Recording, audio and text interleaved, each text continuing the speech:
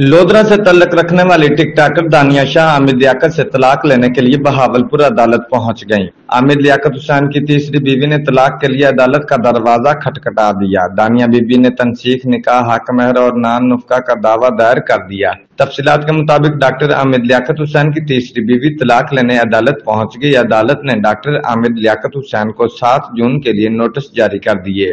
दानिया शाह ने दरखास्त में मौकफ अपनाया कि आमिर लियाकत आइस का नशा करता है और अय्याश आदमी है।